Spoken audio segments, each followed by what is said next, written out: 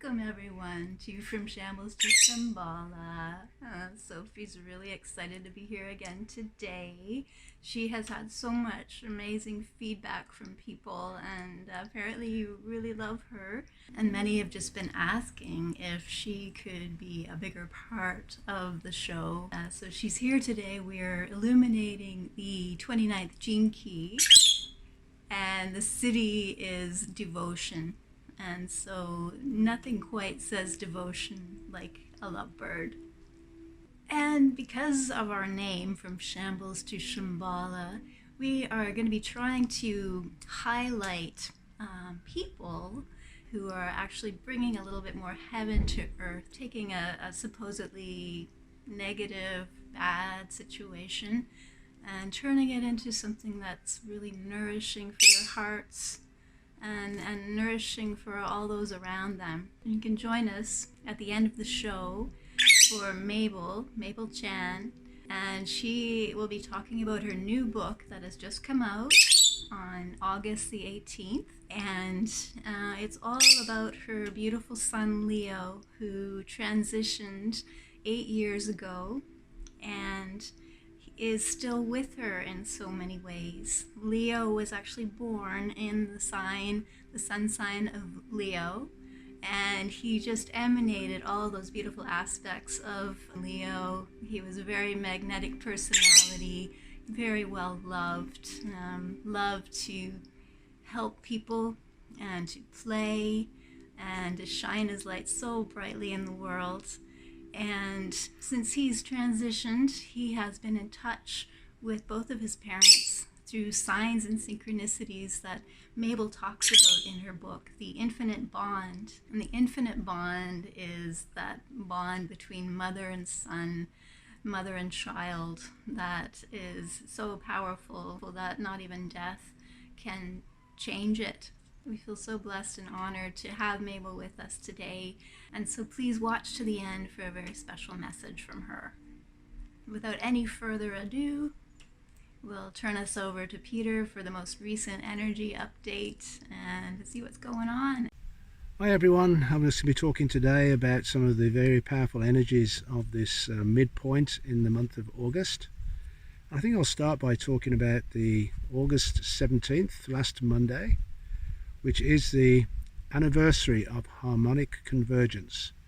33 years ago now, incredible. August the 17th, 1987, when there was this major alignment, a Star of David in the planetary systems in our solar system.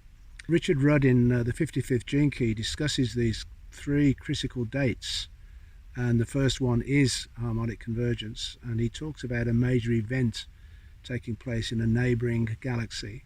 And he talks about this being the gestation period of this new age that we're now fully moving into. So a lot of this shift began happening in that time in August 17th, 1987.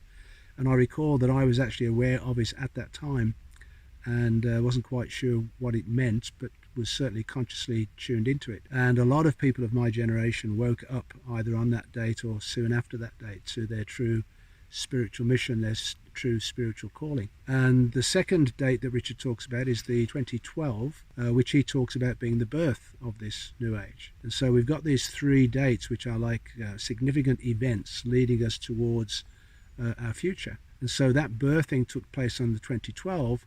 Then the third date is the 2027, and the 2027 is when this really starts becoming fully physically downloaded into our existence here on planet Earth. So this next 7-year period is the time when those people who are consciously awake will be really coming into their own and grounding into their physical lives, this new energetic conscious awareness that is down upon all of us at this moment, beginning to develop more and more, becoming more and more physical, downloading from the energetic realms, the higher dimensions, and coming into physical form. I'm being a little bit distracted by these beautiful bright blue dragonflies that are flying around right here at camera level. So 56 gene key distraction as last time, but it's still playing a role now. It's just wonderful to see. And we are in these, certainly where I am in the Pacific Northwest, these burning hot days, the hottest days we have in the year at the moment. And so there is this very strong fire energy up at this point. And Mars is going to be spending a long period of time in its own sign of Aries. So it's activating a lot of the other planetary systems into this great awakening and opening us up to these higher frequency energies. But at the same time, there's this potential for explosive reactions to things. And Mars is conjunct Eris, who is the goddess of discord. So what we're seeing is Mars and Eris teaming up together to bring an end to the old patriarchal energies and to bring about the sacred alchemical marriage between the two. And this will go on throughout the rest of the year. So we're going to continue to see revelations of the problems that have existed on the planet through the patriarchal domination and all the corruption being revealed.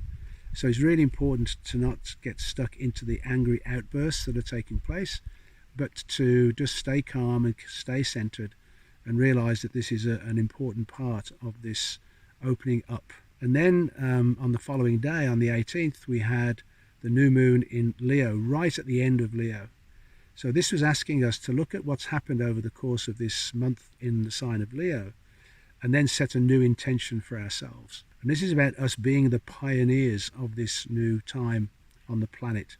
And the sun and the moon are conjunct Mercury in the new moon. So this is about our creative thinking and thinking outside the box and how we can really come together in this pioneering Aries energy, this new energy, this activating energy to bring about this new golden age which is upon us, 2027. And I've just got this dragonfly just hovering right above the camera and watching. It was like it's my audience. There's no COVID, there's no actual audience, it's just the dragonfly. And then the third thing I want to speak about is the 29th gene key is the gene key functioning this week. And the 29th gene key is a really significant gene key in my understanding about the whole gene key process. And it's all about commitment. The shadow is half-heartedness, the gift is commitment, and the city is devotion. And so what this is saying to us, and particularly this week, be careful about saying yes to anything that you don't want to do. The half-heartedness of the 29th gene key is because we feel some sense of obligation to do something we don't really want to do. So we say yes, and then we regret it immediately and wish we hadn't said yes. So very important at this time to slow down, pause, and respond honestly with what you are prepared to do and what you do want to do, and learn to say no nicely. And it's okay to do that. We tend to over worry about the other person's reaction rather than just doing what is best for us. So the shadow of half-heartedness also can bring us misfortune, bad luck, if we don't do things properly with real commitment. So people with this gene key can come across as being unreliable because they agree to do things and then don't do them well. But the other extreme of that shadow of half-heartedness is an overcommitment. And an overcommitment means that you get out of control with your commitment to things. And because it's the programming partner with the 30th, that can lead to burnout. And every single person I have session with who has the 29 or the 30 have experienced burnout at some time in their life. And right now we are in this very fiery energy, this hot energy. So again, really important for you to be very clear on what you do want to do and what you don't want to do. And when you are in your passion, to still make that a balanced commitment so that you're still looking after yourself in your own life and you're not overcommitting to the work that you do or even to your spiritual practice. And so finding that balanced commitment is vitally important for this time and for those people, particularly with the 29 and 30. On the other extreme of the city of this gene key is devotion. And that devotion is this absolute devoted, balanced commitment to your own spiritual journey and to your commitment to spirit itself. To be one of the light workers on the planet, doing your inner work, doing your outer work with this level of devotion to your true calling. and finding that passion within your purpose and the work that you do in the world, and devoting yourself to your own inner work and your spiritual calling that comes out into the world and will bring you your ultimate fulfillment and contentment. And so very, very significant time for us to get very, very clear as we are in this pioneering time what it is we really want to put into action in the future. And with this new moon in Leo, taking all of the understanding and experience that we've gained over our lifetime to now say, right, this is the time where we're now going to put this into action over this next 7-year period so we can live this life in the new Garden of Eden in the future. So I wish you well and hope you have a wonderful end of the summer holidays before whatever's going to happen in September happens. Bless you all.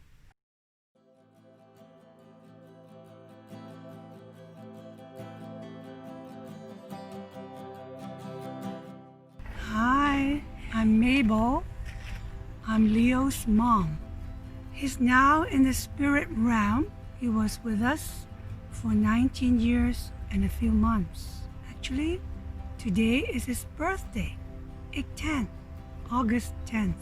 The book is named The Infinite Bond. It is a book written with my son Leo. He inspires me and he guides me every step of the way. So the subtitle is Messages from My Son Across the Veil. I have been receiving signs and synchronicities, or I should say we, because it's also for my husband, ever since he transitioned. It's 8 years and a few months now. And the more we got them and the more we acknowledge them, the more I'm hearing, Mom, write them down. They're going to help other people. And I thought, yes, of course. I got the healing. I'm not the same person I was. The suffering and the grieving mom. I can feel joy now. I can smile. I can laugh. I have peace. And I know the healing, in part, and together with other things, have helped me overcome the challenges of losing a son suddenly and unexpectedly. So I want people who are still hurting and grieving to have the same kind of healing, to know that our loved one, especially our children, are not gone. They're right here with us, always trying to show us, I'm right here with you, Mom. I'm right here with you, Dad. But that's only if we open our hearts to receive these messages. Then you see the signs and see and experience the synchronicities, their validations from our kids, our loved ones, that love and life are eternal.